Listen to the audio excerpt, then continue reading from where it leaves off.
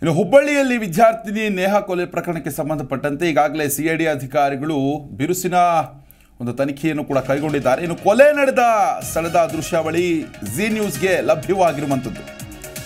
ಕೊಲೆ ಆರೋಪಿ ಫಯಾಜ್ ಜೊತೆ ಸ್ಥಳ ಮಹಜರನ್ನ ಮಾಡಿದ್ದಾರೆ ಸಿಐಡಿ ಅಧಿಕಾರಿಗಳು. ಇದೊಂದು ಪ್ರೊಸೆಸ್.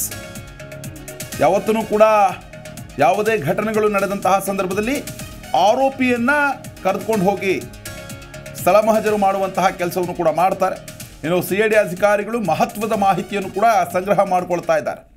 ಇನ್ನು ಫಯಾಜ್ ನೇಹಾ ಕೊಲೆಗೆ ಏನು ಮಾಡಿದ್ನಲ್ಲ, ನೇಹಾ ಕೊಲೆಯನ್ನು ಮಾಡಿದ್ನಲ್ಲ, ಆ ಒಂದು ಸ್ಥಳದ ದೃಶ್ಯಾವಳಿಗಳು, ಎಕ್ಸ್ಕ್ಲೂಸಿವ್ ದೃಶ್ಯಾವಳಿಗಳಿಗೂ ಸಿಐಡಿ ಅಧಿಕಾರಿಗಳು ಸ್ಥಳ ಮಹಜರು ಮಾಡುವಂತಹ ದೃಶ್ಯಾವಳಿಗಳು ಜಿ ಕನ್ನಡ ನ್ಯೂಸ್ಗೆ ಲಭ್ಯ ಆಗಿರುವಂಥದ್ದು. ಪ್ರಸ್ತುತ ಈ ಒಂದು ಪ್ರಕರಣವನ್ನು ಸಿಐಡಿಗೆ ವರ್ಗಾವಣೆ ಮಾಡಿತ್ತು ರಾಜ್ಯ ಸರ್ಕಾರ. ಅದಾದ ಮೇಲೆ ಆರೋಪಿಯನ್ನು ವಶಕ್ಕೆ ಪಡೆದುಕೊಂಡು ಸಿಐಡಿ ಅಧಿಕಾರಿಗಳು ತನಿಖೆಯನ್ನು ನಡೆಸ್ತಾ ಇದ್ದಾರೆ. ನಿನ್ನ ಹಿಂದೆ ಯಾರಾದರೂ ಇದ್ದಾರಾ? ಇನ್ನು ನೇಹಾ ಅವರ ತಂದೆ ನಿರಂಜನ್ ಅವರು ಕೂಡ ಒಂದು ಮಾತನ್ನು ಹೇಳ್ತಾರೆ. ಈತನ ಹಿಂದೆ, ಫಯಾಜ್ ಹಿಂದೆ ದೊಡ್ಡ ಜಾಲವೇ ಇದೆ. 8 ರಿಂದ 9 ಮಂದಿ ಸಂಚನ್ನು ಮಾಡಿ ನನ್ನ ಮಗಳನ್ನು ಹತ್ಯೆ ಮಾಡಿದ್ದಾರೆ ಅಂತ ಆರೋಪವನ್ನು ಮಾಡಿದರು. ಹೀಗಾಗಿ ಪ್ರಕರಣವನ್ನು ಗಂಭೀರವಾಗಿ ತೆಗೆದುಕೊಂಡಂತಹ ಸರ್ಕಾರ ಏನಿದೆ, ಸಿಐಡಿ ತನಿಖೆಗೆ ವಹಿಸಿತ್ತು. ಹೀಗಾಗಿ ಈ ಫಯಾಜ್ ಏನಿದ್ದಾನೆ, ಈ ಕೊಲೆಗಾರ, ಈತನನ್ನು ಕರೆದುಕೊಂಡು ಸ್ಥಳ ಮಹಜರು ಮಾಡುವಂತಹ ಕೆಲಸಕ್ಕೂ ಕೂಡ ಈಗ ಸಿಐಡಿ ಅಧಿಕಾರಿಗಳು ಮುಂದಾಗಿದ್ದಾರೆ. ಕೆಲವೊಂದು ಮಹತ್ವದ ಮಾಹಿತಿಗಳನ್ನು ಕೂಡ ಕಲೆ ಹಾಕ್ಕೊಂಡಿದ್ದಾರೆ. ಸ್ಥಳ ಮಹಜರು ಮಾಡುವಂಥದ್ದು ಇದು ಪ್ರೊಸೀಜರ್. ಇದು ಈ ಒಂದು ದೃಶ್ಯಾವಳಿಗಳೇನಿದೆ, ಇದೇ ಸ್ಥಳದಲ್ಲಿ ಫಯಾಜ್ ನೇಹಾಳನ್ನು ಚಾಕುವಿನಿಂದ ಇರಿದು ಕೊಲೆ ಮಾಡಿದ ಆ CCTV ದೃಶ್ಯಾವಳಿಗಳು ಕೂಡ ಲಭ್ಯ ಆಗಿದ್ದು. ಇದು ಈಗ ನಾವು ತೋರಿಸ್ತಾ ಇರುವಂಥದ್ದು ಇದೇ ಸ್ಥಳದಲ್ಲಿ ಕೊಲೆಯಾಗಿದ್ದು. ಆ ಸ್ಥಳದ ದೃಶ್ಯಾವಳಿಗಳು ಜಿ ಕನ್ನಡ ನ್ಯೂಸ್ಗೆ ಎಕ್ಸ್ಕ್ಲೂಸಿವ್ ಆಗಿ ದೊರೆತಿರುವಂಥದ್ದು.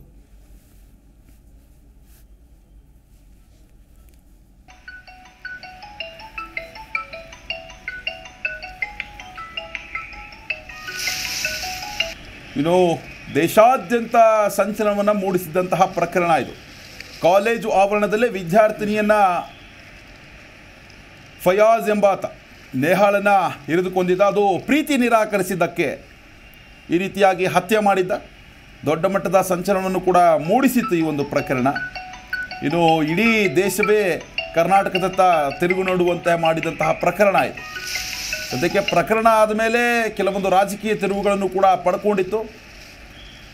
BJPಗರು ಕೂಡ ರಾಜ್ಯ ಸರ್ಕಾರದ ವಿರುದ್ಧವಾಗಿ ಮುಗಿಬಿದ್ದಿದ್ರು, BJP JDSನವರು. ಅದೇ ರೀತಿಯಾಗಿ ಅನೇಕ ಮಠಾಧೀಶರು ಕೂಡ ನೇಹಾ ಮನೆಗೆ ಭೇಟಿಯನ್ನು ಕೊಟ್ಟು ಸಾಂತ್ವನ ಹೇಳಿದರು. ಅನೇಕ ರಾಜಕೀಯ ನಾಯಕರು ಕೂಡ ಮನೆಗೆ ತೆರಳಿ ಸಾಂತ್ವನವನ್ನು ಹೇಳಿದರು. ಈಗ ಸಿಐಡಿ ಅಧಿಕಾರಿಗಳು ದೃಶ್ಯಾವಳಿಗಳನ್ನು ಗಮನಿಸ್ತಾ ಇದ್ದೀರಾ. ಸ್ಥಳ ಮಹಜರು ಮಾಡುವಂತಹ ಪ್ರೊಸೀಜರ್ ಏನಿರುತ್ತೆ ಅದನ್ನು ಮುಗಿಸ್ಕೊಂಡಿದ್ದಾರೆ. ಈಗ ನೇಹಾ ಹತ್ಯೆಯಾದಂತಹ ಕಾಲೇಜಿನ BUB ಕಾಲೇಜ್ ಏನಿದೆ, ಆ ಕಾಲೇಜಿನ ಆವರಣಕ್ಕೆ ತೆರಳಿ ಆ ಕೊಲೆಯಾದಂತಹ ಸ್ಥಳದಲ್ಲಿ ಸ್ಥಳ ಮಹಜರನ್ನು ಕೂಡ ಮಾಡಿದ್ದಾರೆ. ಆರೋಪಿಯಿಂದ ಕೆಲವೊಂದು ಮಾಹಿತಿಗಳನ್ನು ಕೂಡ ಪಡ್ಕೊಂಡಿದ್ದಾರೆ. ಪ್ರಮುಖವಾಗಿ ಒಂದು ದೊಡ್ಡ ಆರೋಪ ಕೇಳಿ ಬಂದಿತ್ತು. ಲವ್ ಜಿಹಾದ್ ಮಾಡೋದಕ್ಕೆ ಈತ ಪ್ರಯತ್ನ ಪಟ್ಟಿದ್ದ ಅನ್ನೋ ಒಂದು ಆರೋಪ ಕೂಡ ನೇಹಾ ಕುಟುಂಬಸ್ಥರು ಮಾಡಿದರು. ನೇಹಾಳನ್ನು ನಾವು ಸೇಫ್ ಮಾಡ್ಕೊಳ್ತಿದ್ವಿ ಮೊದಲೇ ಮಾಹಿತಿ ಇದ್ದಿದ್ರೆ, ಆದರೆ ಈ ರೀತಿಯಾದಂತಹ ಘಟನೆ ನಡೆಯುತ್ತೆ ಅಂತ ನಮಗೂ ಕೂಡ ಗೊತ್ತಿರಲಿಲ್ಲ ಅಂತ ಕುಟುಂಬಸ್ಥರು ಕೂಡ ಹೇಳಿದರು. ಈಗ ನೇಹಾ ಕೊಲೆ ಪ್ರಕರಣಕ್ಕೆ ಸಂಬಂಧಪಟ್ಟಂತೆ ಸಿಐಡಿ ಅಧಿಕಾರಿಗಳು ಮಹತ್ವದ ಒಂದು ಮಾಹಿತಿಯನ್ನು ಕೂಡ ಸಂಗ್ರಹ ಮಾಡಿಕೊಂಡಿದ್ದಾರೆ.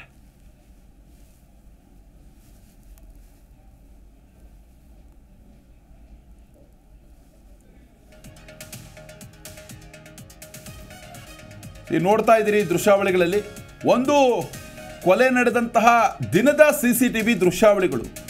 ಯಾವ ರೀತಿಯಾಗಿ ಭೀಕರವಾದಂತಹ ದೃಶ್ಯಾವಳಿ ಅದು. ಚಾಕುವಿನಿಂದ 9ಕ್ಕೂ ಹೆಚ್ಚು ಬಾರಿ ಇರಿದು ನೇಹಾಳನ್ನು ಹತ್ಯೆ ಮಾಡಿದ್ದ ಈ ಪಾಪಿ ಫಯಾಜ್.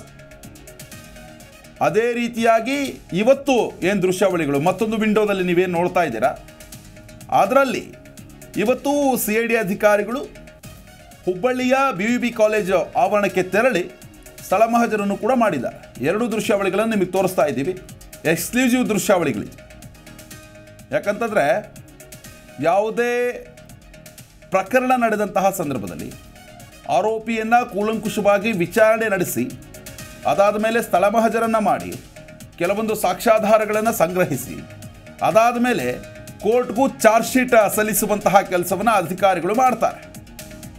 ಅಂದರೆ ದೋಷಾರೋಪಣಾ ಪಟ್ಟಿಗೆ ನೀಡೋದಕ್ಕೂ ಮುಂಚೆ ಏನೆಲ್ಲ ಪ್ರೊಸೀಜರನ್ನು ಮಾಡಬೇಕು ಅಂತಂದರೆ ಏನೆಲ್ಲ ನಾವು ಯಾವ್ಯಾವ ಆಯಾಮದಲ್ಲಿ ನಾವು ತನಿಖೆಯನ್ನು ಮಾಡಿದ್ವಿ ಅಂತ ಈ ದೋಷಾರೋಪಣಾ ಪಟ್ಟಿಯಲ್ಲೂ ಕೂಡ ತಿಳಿಸ್ಬೇಕಾಗತ್ತೆ. ಕೋರ್ಟ್ಗೆ ನೀಡುವಂತಹ ದೋಷಾರೋಪಣಾ ಪಟ್ಟಿಯಲ್ಲಿ ಇಷ್ಟು ಪುಟದ್ದು ಅಂತ ಹೇಳ್ಬಿಟ್ಟು ಚಾರ್ಜ್ ಶೀಟನ್ನು ಕೂಡ ಸಲ್ಲಿಕೆ ಮಾಡಲಾಗುತ್ತೆ. ಅದರಲ್ಲಿ ಎಲ್ಲ ಪ್ರೊಸೀಜರ್ಗಳು ಈ ರೀತಿ ನಾವು ಸಾಕ್ಷ್ಯಗಳನ್ನು ಕಲೆ ಹಾಕಿದ್ವಿ ಅನ್ನೋ ಒಂದು ನಿಟ್ಟಿನಲ್ಲಿ ಮಾಹಿತಿಯನ್ನು ಕೂಡ ಕೊಡಬೇಕಾಗತ್ತೆ. ಅದರ ಒಂದು ಪ್ರೊಸೀಜರನ್ನು ಈಗ CID ಮಾಡ್ತಾ ಇರುವುದು.